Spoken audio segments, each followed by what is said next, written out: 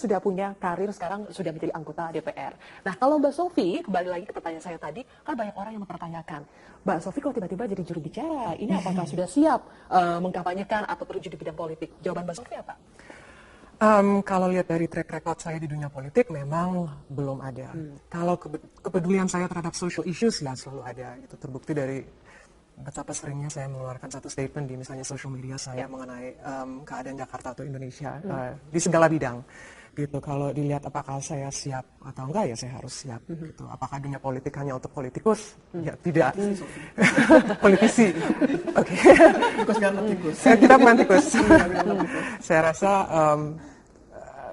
dari dulu sudah dunia politik itu sudah terbuka untuk orang yang bukan sekolah dunia hukum atau sekolah Dan menjadi juru bicara atau tim pemenangan itu bukan hanya tugas dari politisi ya, tapi tugas masyarakat juga ya. Ya, yang pada saat ini memang saya mendedikasikan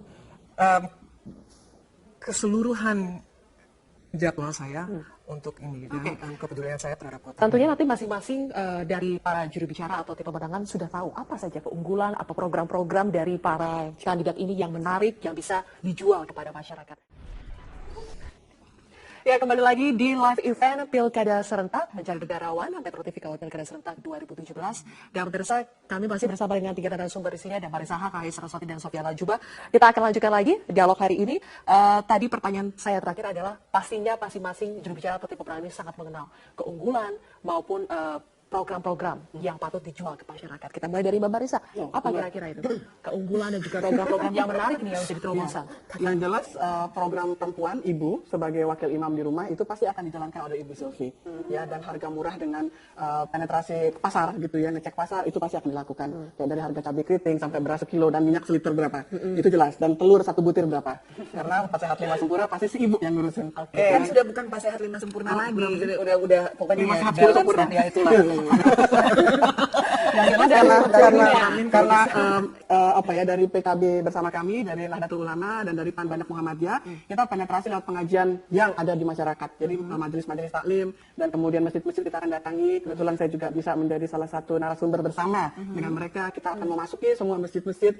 Dan program itu tidak boleh kampanye, tapi kan masyarakat yang ada di sekitar masjid bisa dengan di rumah-rumah mereka dan kami akan datangi. Kalau program-program yang diusung oleh AHY dan Sylvie ini dirasa belum dimiliki oleh petahana sekarang, apa ya? Semua 3 kandidat itu bagus ya. Kita harus mengatakan itu masing-masing punya keunggulan.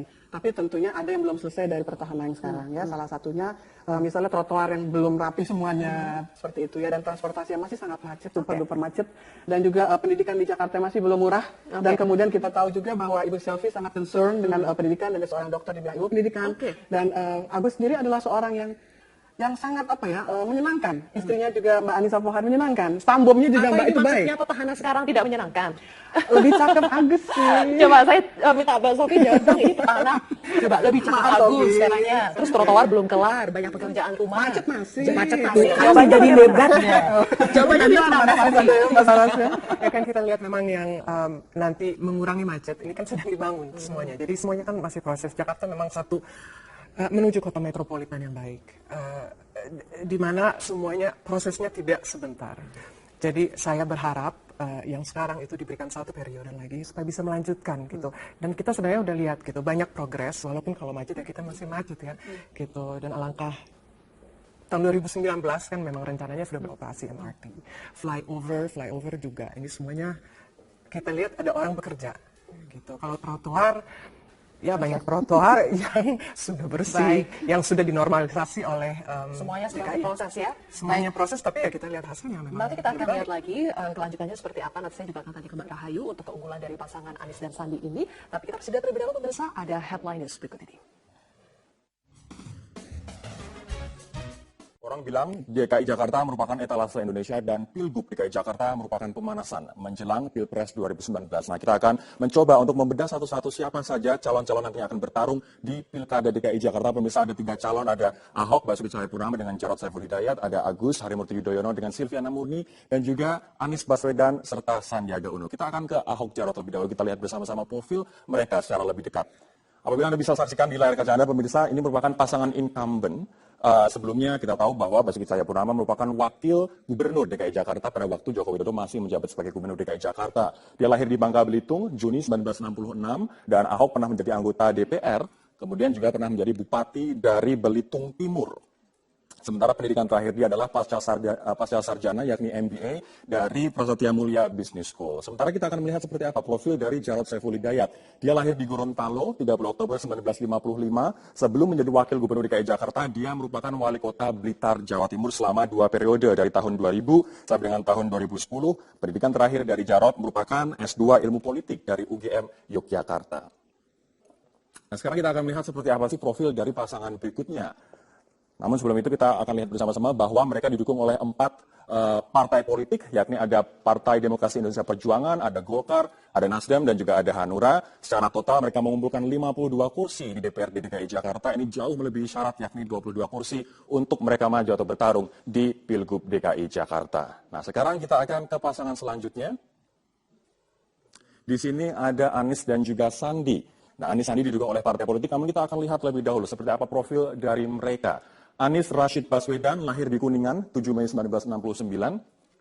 Anies ini merupakan Menteri Kebudayaan, Pendidikan Dasar dan juga Menengah di era Jokowi sebelum di reshuffle beberapa bulan yang lalu. Dia lulusan dari Northern Illinois University dengan gelar PhD. Apabila kita ingat, dia merupakan penggagas dari gerakan mengajar yang bernama Indonesia Mengajar yang mengirimkan berbagai macam relawan ke penjuru tanah air untuk mengajar di sana. Sementara wakilnya adalah Sandiaga Salahuddin Uno yang kita sudah tidak asing lagi, merupakan pengusaha yang merupakan salah satu orang terkaya di tahun 2009. Ini dinobatkan oleh majalah Forbes, 1 dari 30 orang terkaya di Indonesia. Nah, dia mendapatkan Master of Business Administration dari George Washington University di Amerika Serikat. Pasangan ini didukung oleh 2 partai politik, yakni Gerindra dan juga PKS. Walaupun 2 partai politik, namun mereka mendapatkan dukungan suara 26 kursi. Ini juga lebih banyak daripada syarat 22 kursi yang dipersyaratkan oleh undang-undang untuk bertarung di Pilgub DKI Jakarta.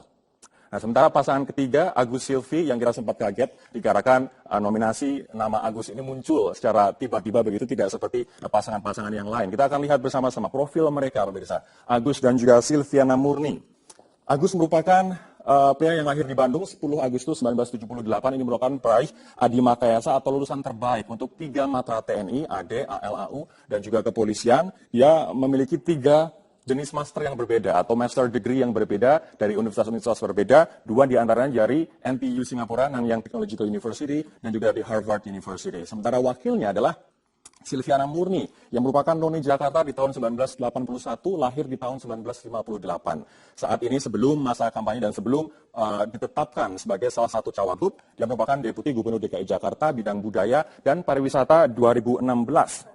Dia mendapatkan S2 Manajemen Kependudukan dari UI, sementara S3-nya atau doktoralnya adalah Manajemen Pendidikan dari UNJ di tahun 2005. Pasangan ini didukung oleh 4 parpol yang berbeda, ada Partai Demokrat, kemudian PKB, kemudian P3, dan juga PAN. Keempat partai ini mengumpulkan 28 kursi. Sekarang kita akan memantau bagaimana kondisi terkini di luar dari J Expo Kemayoran Jakarta. Ada rekan kami, Jessica Wawar. Jessica, bisa Anda ceritakan bagaimana kondisi terakhir di J Expo Kemayoran saat ini?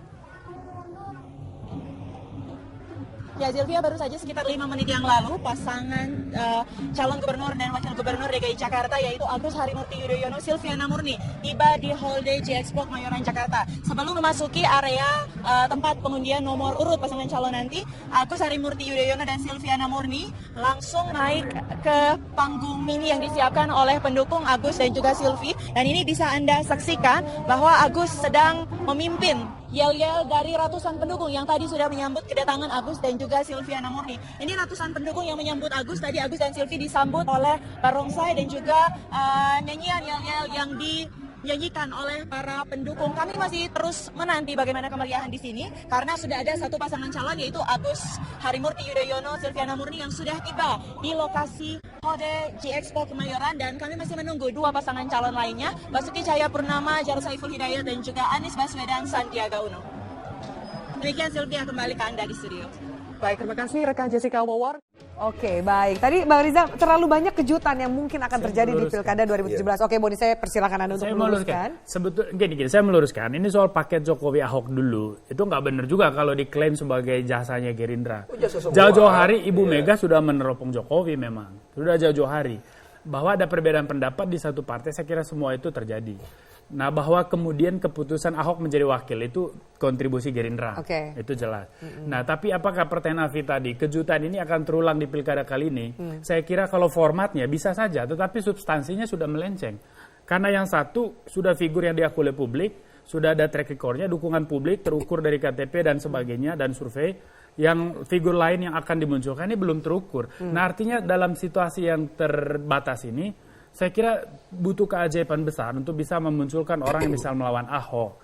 Nah, ini yang dan sejauh ini saya kira PDI Perjuangan juga belum punya satu sikap yang jelas apakah menolak atau mendukung Ahok. Butuh berapa lama sih? Ini masih diskursus yang berlangsung. Ya.